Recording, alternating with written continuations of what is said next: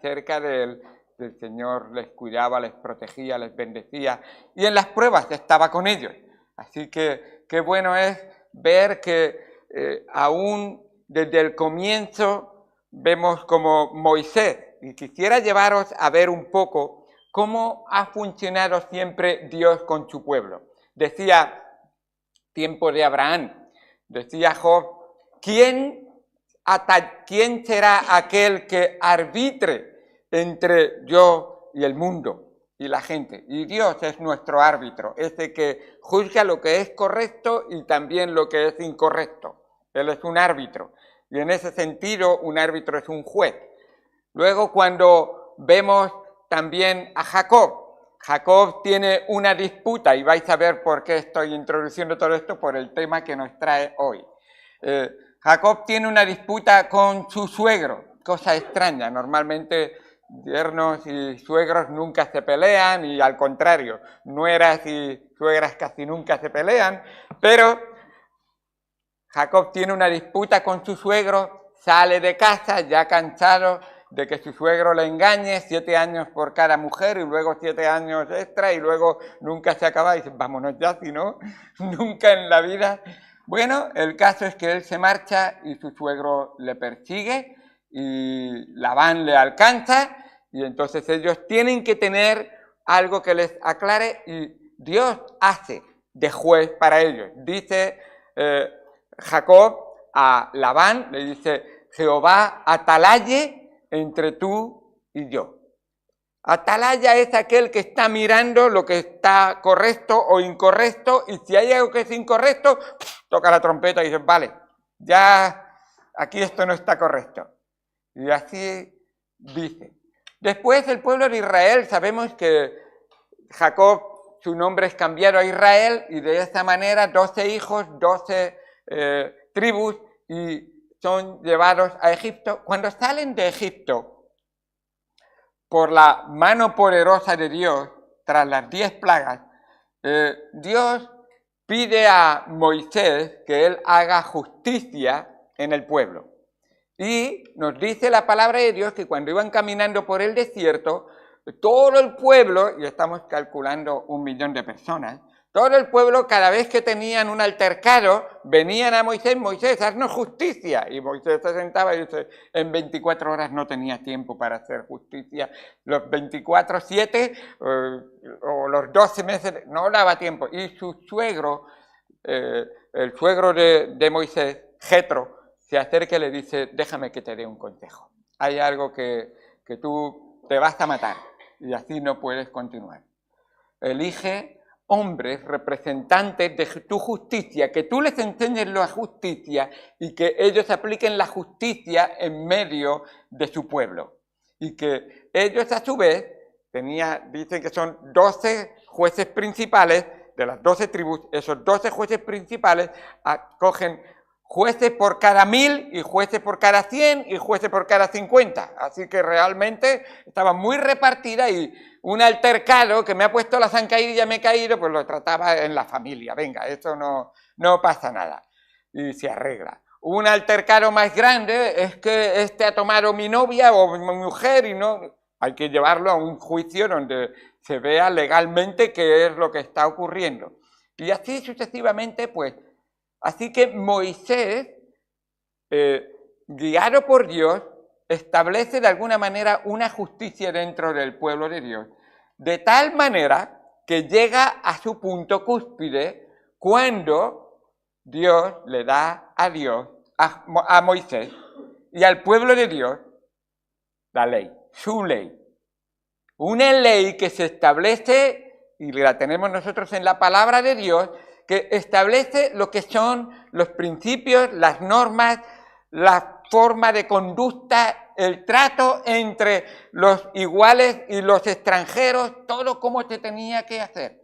Y le da la ley. De hecho, vemos la ley resumida en esos 10 mandamientos, en Éxodo 20, y luego vemos los levitas que tenían que ejecutar toda esa ley, que había ley también, había ley civil, había ley moral y está la ley espiritual de alguna manera. Y esos 10 mandamientos vemos que en Deuteronomio, y la palabra Deuteronomio precisamente significa segunda ley. No es que haya dos leyes, es que es la segunda vez que aparece la ley.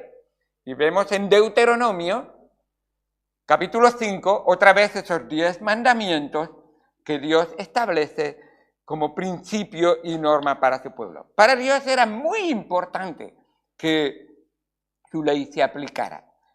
De alguna manera, la aplicación de la ley es una respuesta a la voz de Dios.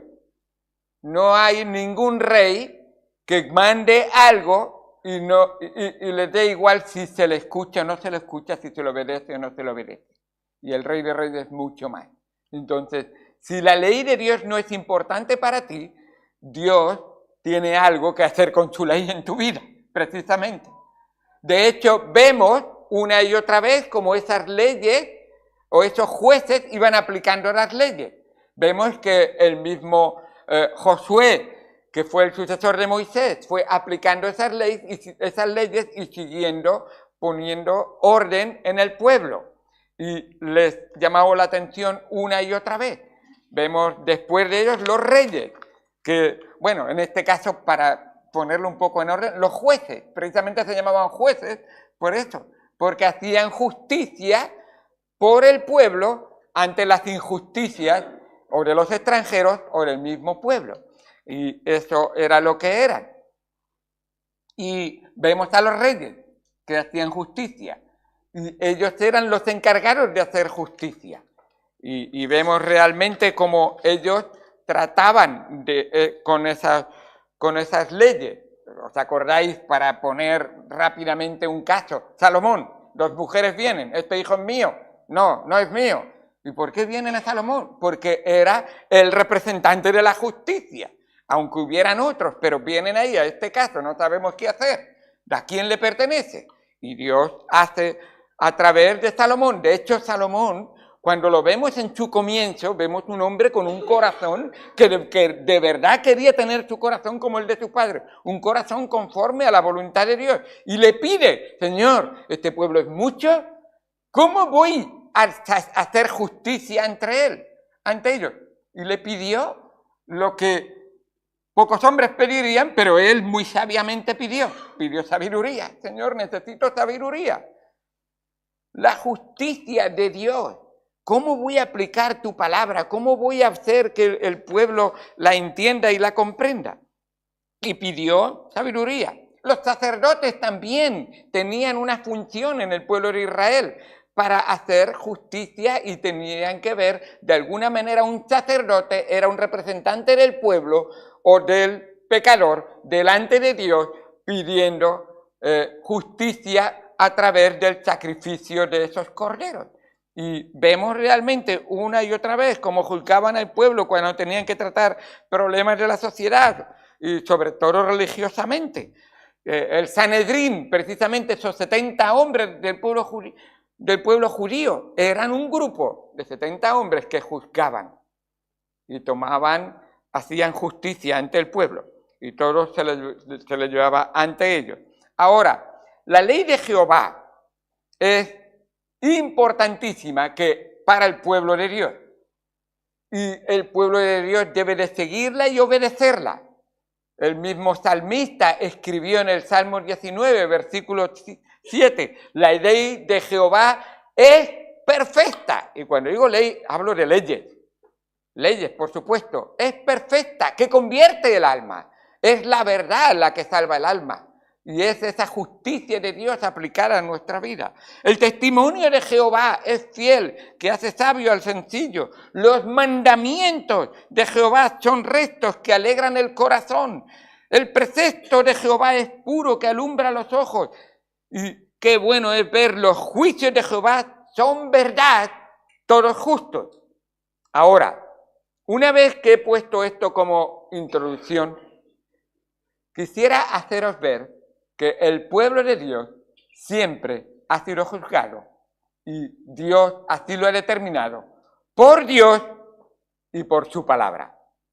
No se necesitan un verdadero hijo de Dios, no necesita jueces que no apliquen la palabra de Dios en su vida. Y con esto os quiero llevar, y ahora vais a ver, Primera de Corintios capítulo número 6. Primera de Corintios capítulo número 6.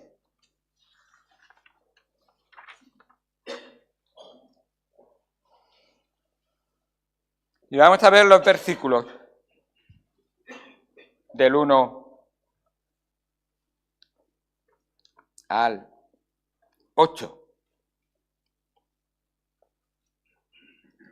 Dice 1 Corintios 6, del 1 al 8. ¿Osa alguno de vosotros, cuando tiene algo contra otro, ir a juicio delante de los injustos y no delante de los santos?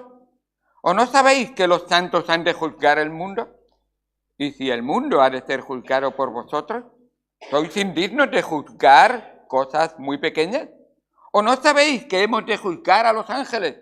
¿Cuánto más las cosas de esta vida?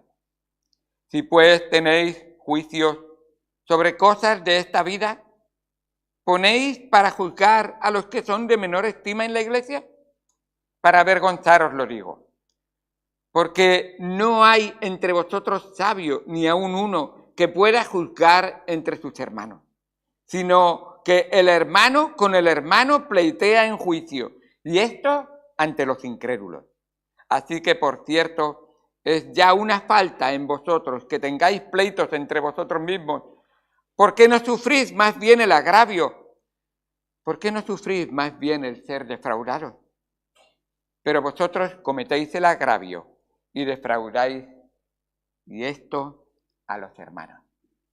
Vamos a ir un momento en oración, y el tema que quisiera tratar en esta mañana, vais a ver cómo va todo encaminado. La lealtad cristiana. La lealtad cristiana. Y vamos a ver en un momento, o lealtad a Cristo, pero lealtad cristiana, porque es a Cristo y a los cristianos. Vamos a orar y en un momento pediremos que el Señor nos guíe. Amado Señor Dios santo que estás en los cielos, gracias por tu palabra y por lo que tú nos enseñas en ella. Ayúdanos, Señor, a entender que tu palabra en tu palabra está contenida todo el consejo de Dios. Y toda porción de la palabra de Dios es útil, es buena, es necesaria y tiene el propósito de hacernos verdaderos o de hacernos más como Cristo, de ser como Él, de hacernos hombres perfectos que lleguen a la estatura de Cristo. Mientras tanto, tienes muchas instrucciones que darnos y ayúdanos, Señor, para honrarte y glorificarte en todo. Te lo agradecemos todo en el nombre de Cristo Jesús. Amén. Una de las cosas que ocurre en las iglesias es que el testimonio muchas veces está vituperado. El testimonio es malo, el testimonio es bajo y el testimonio es tu testimonio delante de los hombres, el testimonio entre los cristianos y el testimonio que la iglesia da al mundo. Y es importante entender que el apóstol Pablo trata este tema porque el testimonio de la iglesia de Corinto está cayendo por los suelos. La iglesia de Corinto estaba perdiendo rápidamente el testimonio en la ciudad. Los incrédulos no solo sabían lo referente a la inmoralidad que había en la iglesia, como tratamos en el capítulo número 5, algo que aún incluso entre los incrédulos ni se comentaba. ¿Cómo? Con razón, algunos hacían exageraciones, porque algunos, que no sabíamos si eran creyentes o no, pero que Dios toca su corazón y al mostrarle el pecado, el arrepentimiento y el sometimiento es una obra de que muestra su fe y confianza en el Señor, arrepintiéndose y apartándose del pecado. Deberíamos tratar en el capítulo número 5 un hombre que tenía como amante la mujer de su padre. Qué triste, qué feo, qué horrible. ¿Cómo puede ser que pretendiera estar tranquilo y sin ningún problema en la iglesia, sabiendo eso el mundo y la iglesia? Y Pablo llama la atención también a la iglesia. Iglesia, ¿es que os da igual el pecado? ¿No sabéis que habéis sido rescatados del pecado? Vivir santamente. y les llama la atención a la iglesia también. Además, no solamente eso, estaba perdiendo el testimonio por eso que vimos en el capítulo 5, sino que también era consciente la ciudad de que entre los cristianos estaban constantemente en pleitos y venían buscando la justicia secular y mundana para ser juzgados un cristiano contra otro. Y esto estaba denigrando la credibilidad de la iglesia, por supuesto. Así que para el Señor Jesucristo es muy importante el testimonio, tu testimonio. Y no es un testimonio falso, es un testimonio que de verdad se corresponde con la obra que Cristo ha hecho por vosotros. Dar un buen testimonio no es opcional. Tener un buen testimonio es la norma de vida del que ha sido cristiano y salvado por la sangre de Jesucristo. Dijo el mismo Señor Jesucristo a sus discípulos justo antes de ascender al cielo: pero recibiréis poder cuando haya venido sobre vosotros el Espíritu Santo y me seréis. No es opción si os parece bien o si estáis cómodos o incómodos, no. Y me seréis testigos en todas partes donde estéis. No solo en la iglesia, no solo en tu casa, en tu cuartito, que no te vea nadie. Dicen, me seréis testigos en todas partes. En Jerusalén, en Judea, en Samaria y hasta lo último de la tierra. Como tenemos aquí esa ciudad que está en Galicia, hasta Finisterre, final de la tierra, así se llama, traducido. Finisterre. Algunos creían que eso era el final, donde está la torre de Hércules, precisamente. Creían que eso era el final de la tierra, que ya se acababa. No, hasta el otro extremo. Que no dejemos de ser testigos de Cristo, porque no es una opción, es una realidad de una transformación. Esa transformación del corazón por la gracia de Dios en nuestra vida, cada día. Pablo no se avergonzaba de dar testimonio. Él quería que los que siguieran a Cristo tampoco se avergonzaran. Y él llama la atención y dice a Timoteo, yo no me avergüenzo porque el Evangelio es poder de Dios para salvación a todo aquel que cree, al judío primeramente y también al gentil. Pero a Pablo le dice a Timoteo en 2 de Timoteo 1:8, por tanto, no te avergüences de dar testimonio de nuestro Señor, ni de mí, preso suyo, o sea, del Señor y luego tu prójimo. Amor a Dios, primer mandamiento, amor al prójimo, segundo mandamiento en que se resume toda la ley. Ni de mí, preso suyo. No te avergüences, sino participa de las aflicciones por el Evangelio según el poder de Dios, por lo cual asimismo padezco esto, pero no me avergüenzo, porque yo sé a quién he creído y estoy seguro que es poderoso para guardar mi depósito para aquel día. Así que Cristo, incluso Cristo mismo, nos llamó la atención a nosotros también de que tendríamos que tener un buen testimonio y tendríamos que confesar a Cristo con nuestra vida y dejar a Cristo vivir en nosotros de tal manera de que el mundo pueda ver a un hijo de Dios y si es mejor aún que vean a Cristo en un hijo de Dios. Es lo que debería de verse. Como dice en Mateo, el mismo Señor Jesucristo, en Mateo 10:32, cualquiera pues que me confiese delante de los hombres, yo también le confesaré delante de mi Padre que está en los cielos. El testimonio para el Señor Jesucristo, para Dios, para el Padre, el Hijo y el Espíritu Santo es importantísimo. De hecho, el mismo Señor Jesucristo dijo, por sus frutos los conoceréis. Los frutos no son otra cosa que ese testimonio, que esas obras que representan o que muestran la obra de Cristo en nuestros corazones. Así que Pablo les llama la atención a los corintios y su preocupación no era de que los creyentes fueran a recibir un trato injusto en los tribunales públicos. Ellos podían incluso allí recibir en esos juicios un trato imparcial, como lo podían tener incluso entre los hermanos. Pero el apóstol estaba preocupado porque ellos demostraban un escaso respeto por la autoridad y la habilidad de la iglesia para resolver sus propias disputas. ¿Es de verdad que tú no crees que Dios puede solucionar un problema entre tú y tu hermano? ¿Es de verdad que tú crees que la iglesia no puede aplicar la palabra de Dios y enseñarte qué es lo correcto y que ambos os sometáis a la palabra del Señor? Él tiene que llamarles la atención y decir, esto no puede ser. Los cristianos son miembros de Cristo y su Espíritu mora en ellos. Eso es lo que continúa diciendo en el capítulo 6. El Espíritu Santo mora en ellos. Es el mismo Espíritu Santo que mora en el hermano y en la hermana. Es el mismo Espíritu que muestra, manifiesta y nos enseña la palabra de Dios. Si somos un cuerpo, un espíritu, una palabra de Dios, un Señor de todos, ¿cómo es posible que haya divisiones entre vosotros?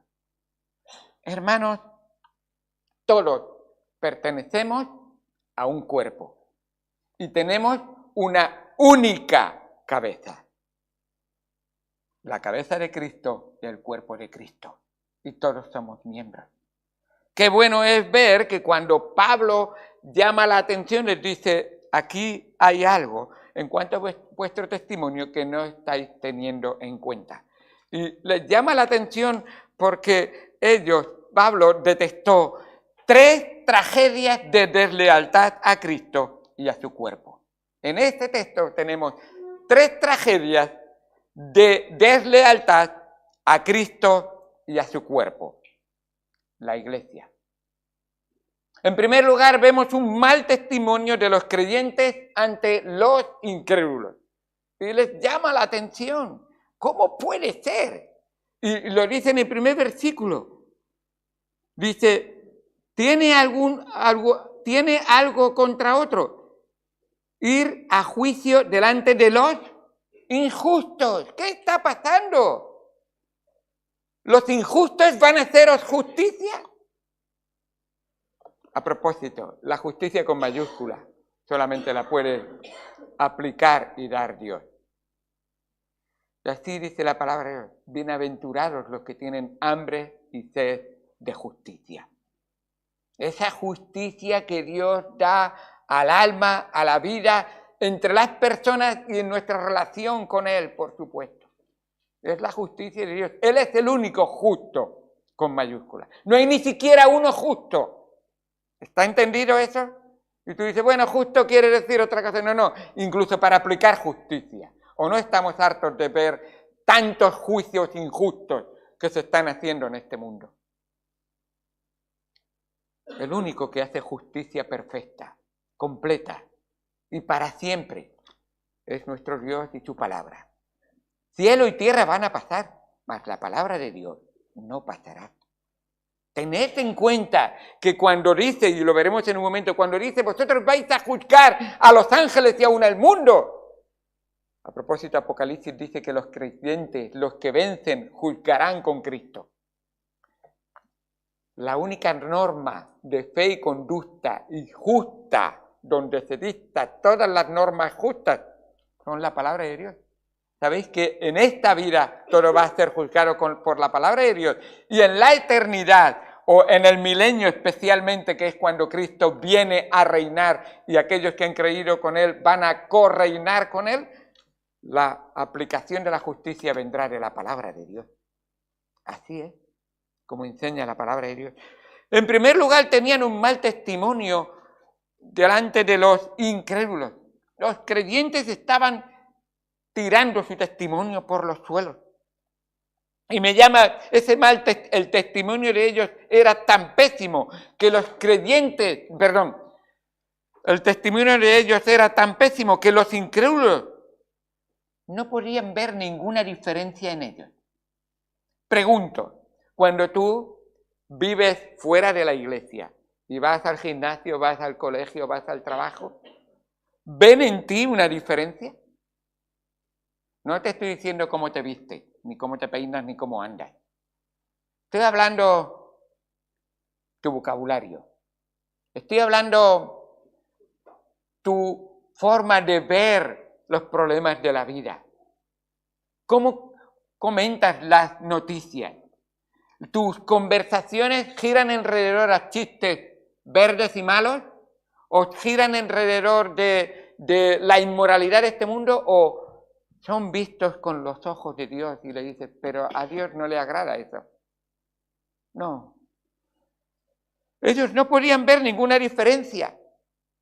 El mismo apóstol Pablo les tiene que llamar la atención y lo hace un poco más adelante en el capítulo 15, versículo 33, les dice, no erréis, las malas conversaciones corrompen las buenas costumbres. 1 Corintios 15, 33. Velad debidamente y no pequéis. Y mirad lo que dice, velad debidamente y no pequéis, porque algunos no conocen a Dios por vuestro mal testimonio. Para vergüenza vuestra lo digo.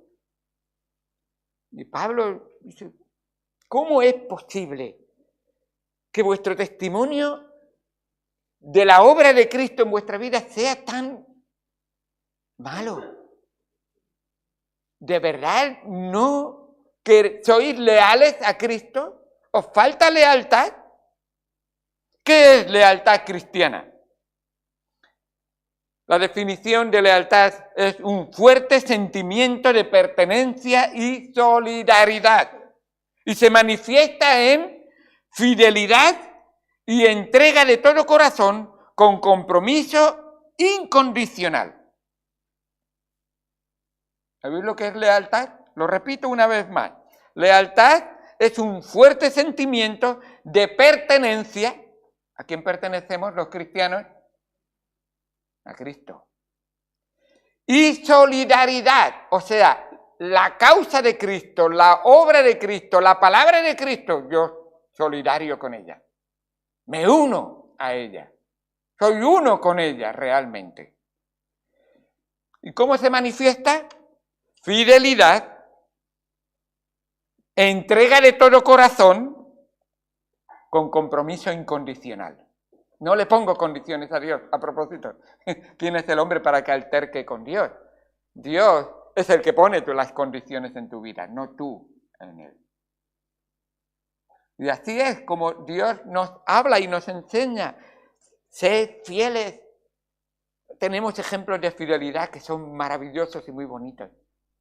El mismo Josué que había nombrado, él se presentó ante el pueblo y dijo, estoy viendo deslealtad en vuestra vida. Estamos viviendo en el mundo y vosotros estáis con un pie en el mundo y con un pie en el templo o en el tabernáculo en aquel entonces. ¿Y eso qué? No, hombre, si soy de Dios, soy de Dios. Y les dice claramente, escogeos hoy a quién sirváis. Pero sabéis una cosa, yo y mi casa, es muy bonito como suena, pero es verdad, ¿lo hacéis? ¿Vivís? Yo y mi casa, ¿serviremos? Servir no es calentar un banco, a propósito, que se empieza por ahí, porque si no estás, no se puede contar contigo. Hermanos, Dios es tan misericordioso que seres como tú y como yo, le encanta veros servirle. El servicio es un privilegio, no es una carga. El servicio es una bendición, no es un castigo. El servicio verdaderamente significa colaboración con el Rey de Reyes y Señor de Señores. ¡Wow! Eso es para decir gracias, Señor. Quiero servirte. Yo y mi casa serviremos al Señor. ¡Qué bueno! Y esa relación que debemos tener con Dios, debemos de testificarla a los que nos rodean. Otro ejemplo muy bonito que creo que llama la atención es Ruth. Ruth en la Biblia es una mujer como pocas, mujer virtuosa, ¿quién la hallará? Qué bonito es ver esa entrega que ella pone totalmente en la persona que le ha dado testimonio y en el Dios de quien le ha testificado. Y dice Ruth, No me ruegues que te deje y me aparte de ti, porque donde quiera que tú fueres, iré yo, donde quiera que vivieres, viviré. Tu pueblo será mi pueblo y tu Dios mi Dios. Señor, no me voy a apartar de ti.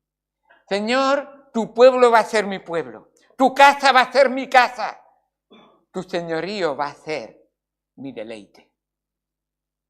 No me voy a apartar de ti. Lealtad, lealtad. Eso es lealtad. Aquí estoy, Señor. Pídeme. Soy tuyo, soy tuya. Haz conmigo como tú quieras. Tu causa, tu palabra, tu mensaje, tu testimonio es lo que quiero vivir cada día. ¡Qué bueno! Así que vemos realmente ese testimonio de ellos.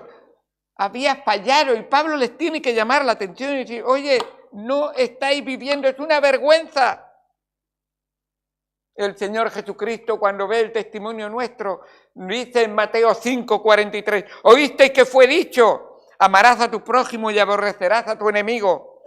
Pero yo os digo, para que no hayan pleitos entre vosotros, no hayan problemas, estad dispuestos a poner los ojos en Cristo.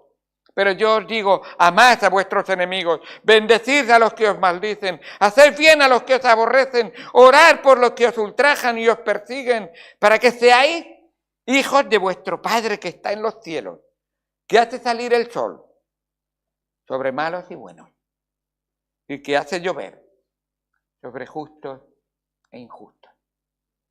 Hermanos, el testimonio es muy importante. Ante los injustos, tu testimonio Dios está escribiendo en su libro. Y Dios toma cuenta. De hecho, Él va a juzgar a cada uno por sus obras. Algunas obras se quemarán, otras serán oro, plata, piedras preciosas. ¿Cómo está tu testimonio? La iglesia también no solamente les tiene que llamar así la atención, sino que también el testimonio de los creyentes ante los incrédulos y en segundo lugar les llama la atención por el mal testimonio entre los cristianos en la iglesia. Dice, estáis teniendo, no solamente fuera, estáis teniendo mal testimonio entre vosotros.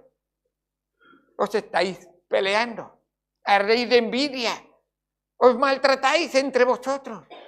Eso no debe ser. Y les llama la atención.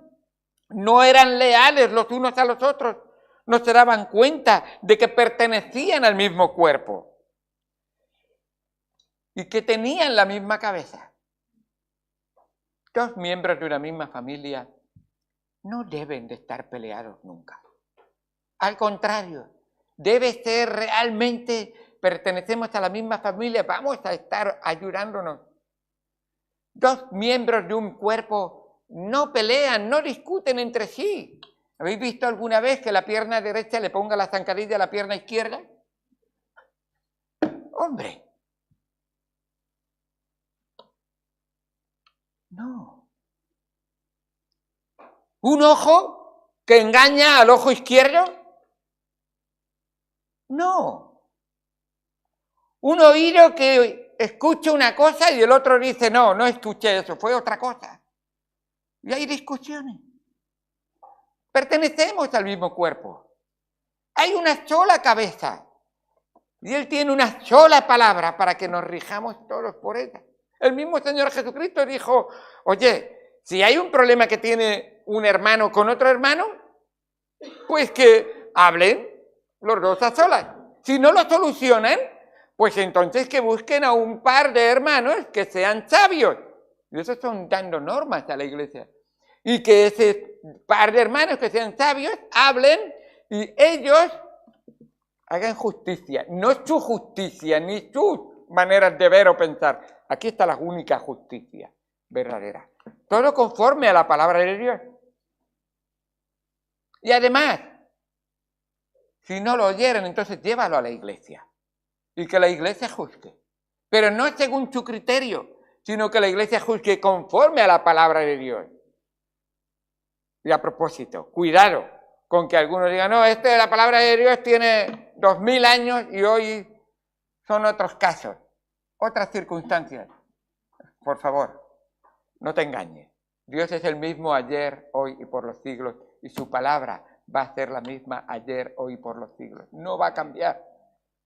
No va a cambiar. Siempre va a ser actual la palabra de Dios. Así que qué bueno es ver que cuando el Señor Jesucristo habla de que la iglesia debería de poner orden, pues por lo visto les trata realmente en ese sentido. Dice Colosenses capítulo 3, versículo 13, soportaos unos a otros y perdonaos unos a otros si alguno tuviere queja contra otro. De la manera que Cristo os perdonó, así también hacedlo vosotros.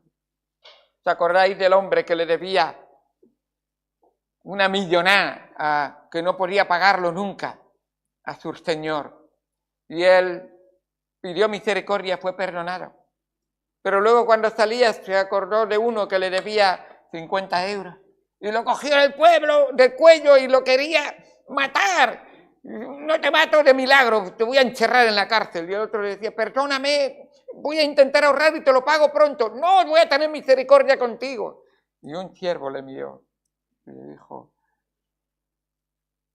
a su señor, Señor, el siervo del que tú tuviste misericordia, él no tuvo misericordia del otro. ¿Será posible que Dios nos ha perdonado a nosotros algo que no podríamos pagar ni en 1000 vidas? Porque tú has cometido más de 1000 pecados. La paga del pecado es muerte. ¿Está suficientemente claro? ¿Y tú no eres capaz de perdonar una ofensa? ¿No puedes perdonar a aquel que ya sabes que Dios te ha mostrado lo que es perdonar?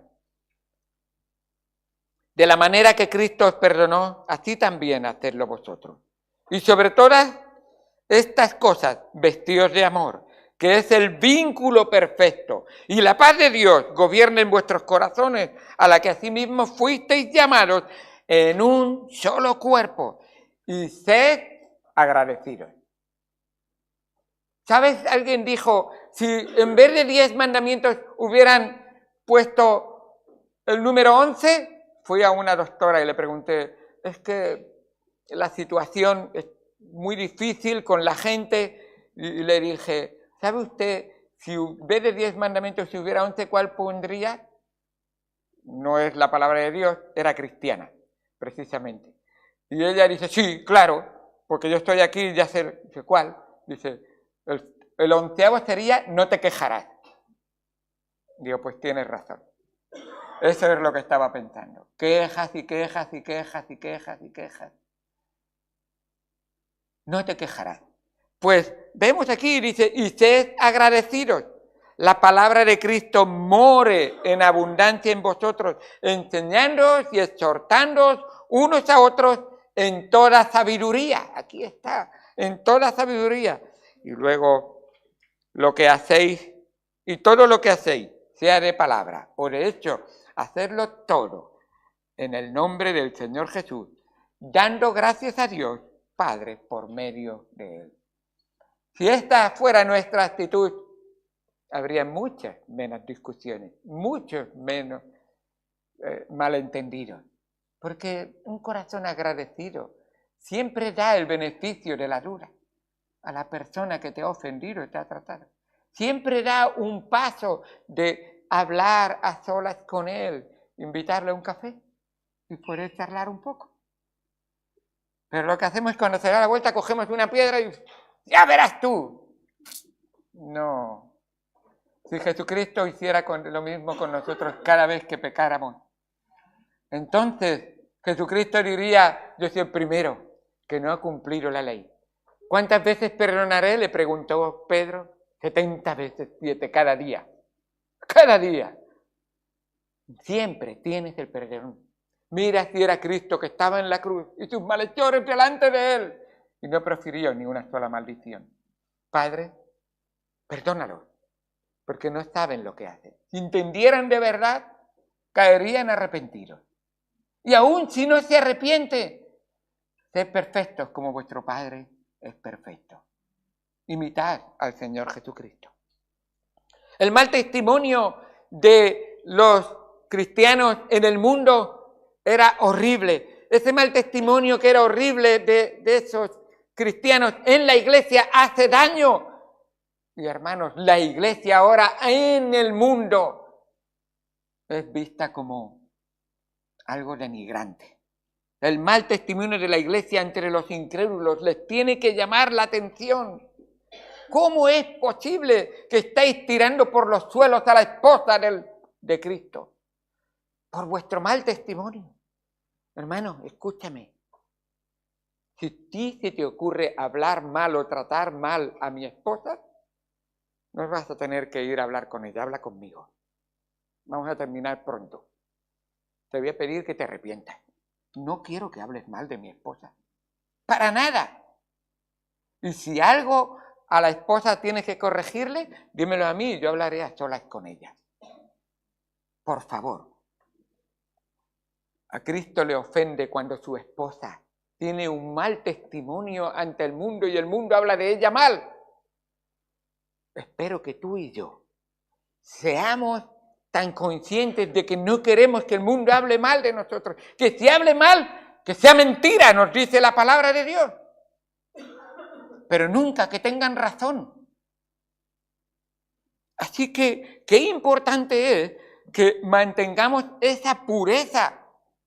¿Oísteis que fue dicho ojo por ojo y diente por diente? ¿Y sabéis lo que Dios le dice a la iglesia? Pero yo os digo, no resistáis al que es malo. Antes, a cualquiera que te hiera en la mejilla derecha, devuélvele también la otra. Y al que quiera ponerte a pleito, quítate la túnica, déjale también la capa. Y cualquiera que te obliga a llevar la carga por 1 milla, ve con él 2. Al que te pida, dale. Y al que quiera tomar de ti prestado, no se lo rehúse. Eso es humillante. ¿No se humilló Cristo bastante por ti? No fue 1 milla, fue lo que hiciera falta para llegar a pagar la deuda de tu pecado y de mi pecado. Derramó su sangre preciosa. Nos dicen Hebreos, aún no habéis sufrido hasta la sangre. ¿Estáis dispuestos a tener el testimonio de Cristo en vuestra vida? Por eso el apóstol Pablo les dice, así que, por cierto, es ya una falta que vosotros que tengáis pleitos entre vosotros. ¿Por qué no sufrís más bien el agravio?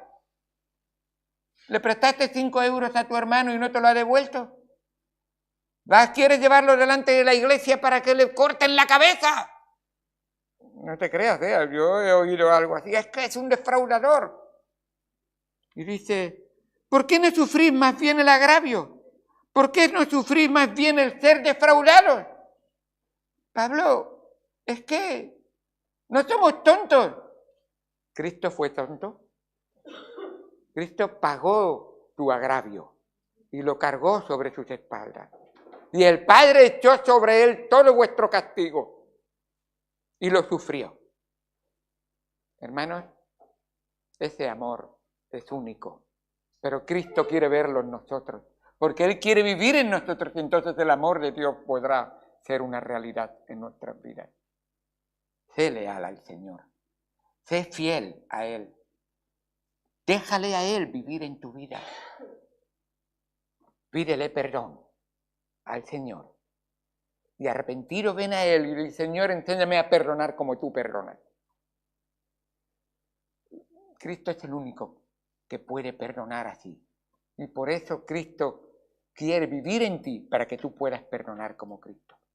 Si tú recibes a Cristo como tu Señor y Salvador, hoy el perdón del Señor entrará en tu corazón. Y ese perdón será una realidad, que será una fuente de agua viva y que brote para vida eterna y verás a otro que tú podrás darle un testimonio del perdón de Dios en tu vida y que ellos también quieran tener el perdón de Cristo en su vida. Si tú ya lo tienes, ¿por qué no vives así para el Señor? ¿Por qué no le honras y le glorificas? Dios es el único que puede perdonar pecados como solo Él sabe hacerlo. Dice la palabra de Dios a través del profeta Miqueas ¿Qué Dios como tú, que perdona la maldad y olvida el pecado? ¿Me perdonas si te olvidas? Yo perdono, pero no olvido. Y Dios dice, si tú me pides perdón, yo me olvido de tu pecado. Además, te prometo que si tú te arrepientes de tu pecado y lo confiesas, no solamente me olvido, sino que cojo tu pecado, y dice el texto, y lo echo en lo profundo del mar, donde no hay nada de luz que pueda llegar. Y ahí se queda para siempre. Esto es perdonar. Si tú vienes cargado al Señor, la palabra de Dios nos dice que cuando venimos cargados y venimos con pecado y sabemos que nos han ofendido, dice, están todas vuestras ansiedades sobre Él, porque Él tiene cuidado de vosotros. Qué bueno es nuestro Señor. Gloria a Dios por la obra que hizo Cristo. Hoy Cristo te dice, ven a mí, sé fiel a mí, sé leal, ten un buen testimonio ante los injustos, ten un buen testimonio entre los creyentes y que la iglesia sea un testimonio al mundo que nos rodea para que vean a Cristo, para que vean la palabra justa que hace justicia en nuestras vidas. Gloria a Dios por lo que Él ha hecho por nosotros. Vamos al Señor en oración. Amado Señor Dios Santo que estás en los cielos, gracias por tu palabra.